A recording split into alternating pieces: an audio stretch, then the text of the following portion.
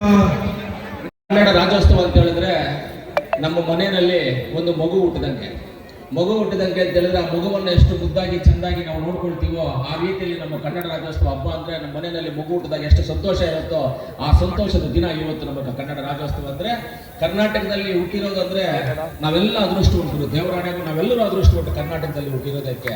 ಯಾಕೆ ಅಂತ ಹೇಳಿದ್ರೆ ಕರ್ನಾಟಕದಲ್ಲಿ ಯಾವ್ಯಾವ ತಿಂಗಳಿಗೆ ಯಾವ್ಯಾವ ರೀತಿಯಲ್ಲಿ ಸಂದರ್ಭದಲ್ಲಿ ನಮಗೆ ಪ್ರಕೃತಿ ನಮಗೆ ಕೊಡಬೇಕು, ಕರ್ನಾಟಕದಲ್ಲಿ ಮಾತ್ರ ಪ್ರಕೃತಿ ಕರೆಕ್ಟಾಗಿ ಯಾವ್ಯಾವ ತಿಂಗಳಲ್ಲಿ ಕೊಡಬೇಕು. ಅದೇ ತಮಿಳುನಾಡಿಗೆ ಹೋಗಿ ಬಿಸಿ, ಆಂಧ್ರಾಗೆ ಹೋಗಿ ಬಿಸಿಲು, ಬೇರೆ ಎಲ್ಲೇ ಹೋದ್ರೂ ಆಯಾ ತಿಂಗಳಲ್ಲಿ ಆ ಪ್ರಕೃತಿ ನಮ್ಮನ್ನ ಕರೆಕ್ಟಾಗಿ ಕಾಪಾಡೋದಿಲ್ಲ. ಆದ್ರೆ ಆ ಅದೃಷ್ಟ ಸಿಕ್ಕಿರೋದಂದ್ರೆ ಕರ್ನಾಟಕ ಜನಕ್ಕೆ ಮಾತ್ರ ಆ ಅದೃಷ್ಟ ಸಿಕ್ಕಿರೋದಂದ್ರೆ ನಾವೆಲ್ಲರೂ ಸಂತೋಷ ಪಡಬೇಕಾಗಿರುವಂತ ಒಂದು ವಿಚಾರ.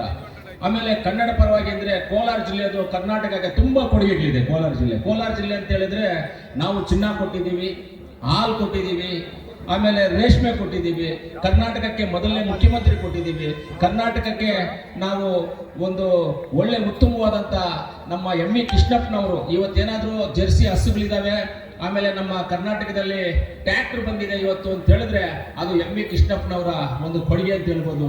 ಅದೇ ರೀತಿಯಲ್ಲಿ ಟಿ ಚೆನ್ನೈನವರು ನಮ್ಮ ಕೋಲಾರಕ್ಕೆ ಏಷ್ಯಾಗೆ ಫಸ್ಟ್ ಕರೆಂಟ್ ತಂದಿರುವಂತ ಒಂದು ಘನತೆ ಈ ಕೋಲಾರ ಜಿಲ್ಲೆಗಿದೆ.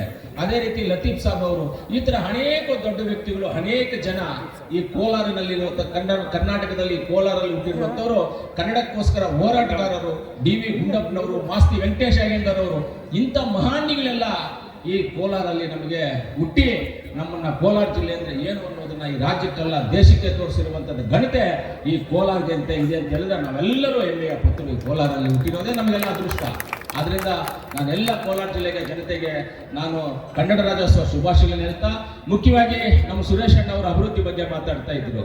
ಅದರಲ್ಲೂ ಒಂದು ಬಿಟ್ಟರು ಮಾತಾಡೋದ್ರಲ್ಲಿ ಈಗ ರೀಸೆಂಟ್ ಆಗಿ ನಮ್ಮ ಟೌನ್ ಅಭಿವೃದ್ಧಿಗೆ 4-5 ದಿವಸ ಹಿಂದ್ಗಡೆ 50 ಕೋಟಿ ಕೊಟ್ಟಿದ್ದಾರೆ. ಟೌನ್ಗೆ 50 ಕೋಟಿ ಅಭಿವೃದ್ಧಿಗೆ, ರೋಡ್ಸ್, ಯುಜಿಡಿಸ್ 60 ಕೋಟಿ ಸಪ್ರೇಟ್ ಟೆಂಡರ್ ಇದೆ. ಎಕ್ಸ್ಟ್ರಾ ಇವಾಗ 50 ಕೋಟಿ ಕೊಟ್ಟಿದ್ದಾರೆ, ಒಂದು 25 ಕೋಟಿ ಕೊಟ್ಟಿದ್ದಾರೆ. ಟೋಟಲ್ ಟೌನ್ಗೆ ಈ 2 ತಿಂಗಳಲ್ಲಿ 75 ಕೋಟಿಗಿಂತ ಹೆಚ್ಚು ಟೌನ್ಗೆ ದುಡ್ಡನ್ನ ಕೊಟ್ಟಿದ್ದಾರೆ. ಅಭಿವೃದ್ಧಿ ವಿಚಾರದಲ್ಲಿ ನಾವು ಹಿಂದೆ ಹೋಗೋದಿಲ್ಲ. ಆಮೇಲೆ ನಮ್ಮ ಮಲ್ಲೇಶನ್ ಅವರು ಹೇಳ್ತಾ ಇದ್ರು, ರೈಲ್ವೆ ವಿಚಾರವಾಗಿ ಹೇಳ್ತಾ ಇದ್ರು. ರೈಲ್ವೆ ವಿಚಾರ ಅಂದ್ರೆ ಮೊದಲು ಬಂದ್ಬಿಟ್ಟು ರೈಲ್ವೆದು ಲೈನ್ಗೆ ಎಸ್ಟಿಮೇಟ್ ಮಾಡಿದ್ರು, ಎಲ್ಲವನ್ನು ಮಾಡಿದ್ರು. ನಂದೇ ಜಮೀನಲ್ಲಿ ಕಾಮನೂರು ಸರ್ವೆ ನಂಬರು ನಂದೇ ಜಮೀನಲ್ಲೇ ರೈಲ್ವೆ ಹೋಗುತ್ತೆ ಅಂತ ನೋಟಿಸ್ ಇಶ್ಯೂ ಮಾಡಿದ್ರು ನನಗೆ. ಅದು ಎಲ್ಲಿ ವೈಟ್ ಫೀಲ್ಡ್ ಇಂದ ಬರುವಂತಂದ್ರೆ ನೋಟಿಸ್ ಇಶ್ಯೂ ಮಾಡಿದ್ರು. ಆಮೇಲೆ ಸೆಂಟ್ರಲ್ ಗೌರ್ಮೆಂಟ್ ಅವರು ಒಂದು ಕಂಡೀಷನ್ ಹಾಕಿದ್ರು, ನೀವು ಜಾಗನೂ ಕೊಡಬೇಕು, ಪ್ರಾಜೆಕ್ಟ್ ಕಾಸ್ಟ್ ಅಲ್ಲಿ 50% ಹಾಕಬೇಕು ಅಂತ ಒಂದು ಬಂತು. ಅದು ಆವಾಗ ಏನಾಯ್ತು, ಜಾಗ ಕೊಡ್ತೀವಿ, ಪ್ರಾಜೆಕ್ಟ್ ಕಾಸ್ಟ್ ಅನ್ನ ನಾವು ಹಾಕೋದಿಲ್ಲ ಅಂತ ಅದನ್ನ ಸ್ಟಾಪ್ ಆಯ್ತು. ಖಂಡಿತವಾಗ್ಲೂ ಇವತ್ತು ನೀವೇನು ಹೇಳಿದ್ರು, ಮಾನ್ಯ ಮುಖ್ಯಮಂತ್ರಿಗಳ ಹತ್ರ ನಾನು ಮಾತಾಡಿದ್ದೀನಿ, ಸುರೇಶ್ ಅಣ್ಣ ಅವರು ಮಾತಾಡಿದ್ದಾರೆ, ಅನಿಲನ್ ಅವರು ಮಾತಾಡಿದ್ದಾರೆ, ನಜೀರ್ ಅಣ್ಣ ಅವರು ಮಾತಾಡಿದ್ದಾರೆ. ನಾವೆಲ್ಲರೂ ಸೇರಿ ಮಾತಾಡಿದಾಗ ಮುಖ್ಯಮಂತ್ರಿಗಳು ಒಂದೇ ಮಾತನ್ನು ಕೇಳಿದ್ದಾರೆ, ನೀವು ಹೇಳ್ತಾ ಇರೋದು ಪ್ರಾಜೆಕ್ಟ್ ಕರೆಕ್ಟ್ ಆಗಿದೆ, ಸೆಂಟ್ರಲ್ ಗೌರ್ಮೆಂಟ್ ಇಂದ ನಾವು ಪ್ರಾಜೆಕ್ಟ್ ಅನ್ನ ನಾವು ಮಾಡ್ಕೊಳ್ತೀವಿ, ಜಾಗವನ್ನ ನೀವು ಕೊಡಿ ಅಂತ ಒಂದು ಕಾಗದ ಹಾಕಿಸಿ ನನಗೆ, ಖಂಡಿತವಾಗ್ಲೂ ಆ ಕೆಲಸವನ್ನು ನಾನು ಮಾಡಿಸ್ತೀನಿ ಅಂತ ಮುಖ್ಯಮಂತ್ರಿಗಳು ಹೇಳಿದ್ದಾರೆ ನಮಗೆ. ಅದನ್ನ ಹೇಳಿದೀವಿ ನಾವೆಲ್ಲರೂ. ಪ್ರಾಜೆಕ್ಟ್ ಕಾಸ್ಟ್ ಅನ್ನ ಸೆಂಟ್ರಲ್ ಗೌರ್ಮೆಂಟ್ ಭರಿಸುತ್ತೆ, ಲ್ಯಾಂಡು ಸ್ಟೇಟ್ ಗೌರ್ಮೆಂಟ್ ಕೊಡೋದು ಅಂತ ನೀವೊಂದು ಕಾಗದವನ್ನ ಅಲ್ಲಿಂದ ನೀವು ಅವ್ರಿಗೆ ನಮ್ಗೆ ಲ್ಯಾಂಡ್ ಕೊಡಿ, ಪ್ರಾಜೆಕ್ಟ್ ನಾವು ಮಾಡ್ತೀವಿ ಅಂತ ನೀವು ಕಾಗದ ಮುಖಾಂತರ, ಪತ್ರದ ಮುಖಾಂತರ ನೀವು ಕಳಿಸ್ಕೊಟ್ರೆ ಖಂಡಿತವಾಗ್ಲೂ ಮಿಕ್ಕಿದ್ದನ್ನ ನಾವು ಫಾಲೋ ಮಾಡುವಂತ ಕೆಲಸವನ್ನ ನಾನು ಮಾಡ್ತೇನೆ. ನಾವು ನಮ್ಮ ಜಿಲ್ಲಾ ಉಸ್ತುವಾರಿ ಮಂತ್ರಿಗಳು, ನಾವೆಲ್ಲ ನಜೀರಣ್ಣ ಅವರು, ಅನಿಲಣ್ಣ ಅವರು, ನಾವೆಲ್ಲರೂ ಸರಿ ಮಾಡ್ತೀವಿ ಅಂತ ಹೇಳ್ತೀವಿ. ಆಮೇಲೆ ಇವತ್ತು ತುಂಬಾ ಖುಷಿಯಾದ ಸನ್ಮಾನ ಮಾಡ್ತಾ ಇದ್ದಾರೆ. ಅದರಲ್ಲಿ ಅಂದ್ರೆ ಅಲ್ಲಿ ನಮಗೆ ನನಗೆ ಆಶೀರ್ವಾದ ಮಾಡಿರುವಂತವ್ರು ಇಬ್ರು ಇದ್ದಾರೆ. ನಮ್ಮ ಕೆ.ವಿ. ಶಂಕರಪ್ಪನವ್ರು ಇದ್ದಾರೆ, ಹಿರಿಯ ವಕೀಲರು.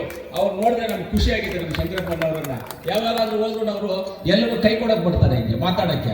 ಅವ್ರು ಹೋದ್ರೆ ಕೈ ಕೊಡಕ್ ಬರೋದಿಲ್ಲ, ಹಿಂಗೆ ತಲೆಗೆ ಕೈ ಇಟ್ಬಿಟ್ಟು ಚೆನ್ನಾಗಿರಪ್ಪ ಅಂತ ಆಶೀರ್ವಾದ ಮಾಡುವಂಥವ್ರು. ಆಮೇಲೆ ನಮ್ಮ ತಾಯಿನವರು ರಮೇಶ್ ಅಣ್ಣ ಅವರು TAPSMS ಅಧ್ಯಕ್ಷರಾಗಿದ್ರು.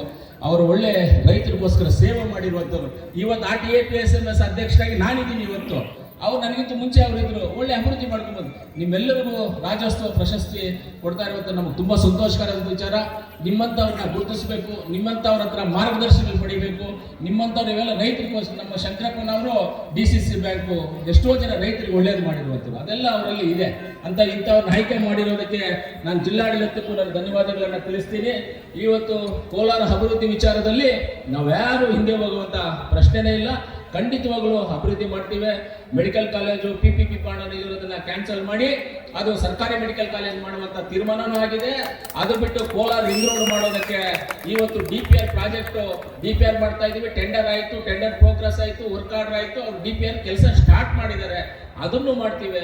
ಯಾವುದೇ ರೀತಿಯಲ್ಲಿ ನಾವು ಹಿಂದೆ ಹೋಗುದಿಲ್ಲ. ಸ್ವಲ್ಪ ಅಡೆತಡೆಗಳಿಂದ ಸ್ವಲ್ಪ ನಿಧಾನ ಆಗ್ಬೋದು ಅಷ್ಟೇ, ಮಾತ್ರ ಕೆಲಸ ಅಂತೂ ಗ್ಯಾರಂಟಿವಾಗಿ ಆಗುವಂಥದ್ದನ್ನ ನಾವು ಮಾಡೇ ಮಾಡ್ತೀವಿ ಅಂತ ಹೇಳ್ತಾ, ಕನ್ನಡ ಪರ ಹೋರಾಟಗಾರರು, ಕನ್ನಡ ಪರ ಚಿಂತಕರು, ಕನ್ನಡಕ್ಕೆ ಈ ದೇಶದಲ್ಲಿ ಹೋರಾಟ ಮಾಡಿರೋರು, ವೇದಿಕೆ ಮೇಲೆ ಇರ್ತಕ್ಕಂಥ ಕನ್ನಡದ ಪರವಾಗಿರ್ತಕ್ಕಂಥ ಎಲ್ಲ ನಮ್ಮ ಕನ್ನಡದ ಅಭಿಮಾನಿಗಳು ಅಂತ ಎಲ್ಲರಿಗೂ ನಮ್ಮ ತಾಯಿ ಭುವನೇಶ್ವರಿ ಆಶೀರ್ವಾದವಿರಲಿ, ತಾಯಿ ಚಾಮುಂಡೇಶ್ವರಿ ಆಶೀರ್ವಾದವಿರಲಿ, ತಾಯಿ ನಮ್ಮ ಕೋಲಾರಮ್ಮನ ಆಶೀರ್ವಾದ ಎಲ್ಲರಿಗೂ ಇದ್ದು ಒಳ್ಳೆಯದಾಗಿ ಕಾಪಾಡ್ಕೊಂಡು ಬರ್ಲಿ ಅಂತ ಆ ದೇವರಲ್ಲಿ ಪ್ರಾರ್ಥನೆ ಮಾಡ್ತಾ ನನ್ನ ಮಾತನ್ನು ಮುಗಿಸ್ತೇನೆ.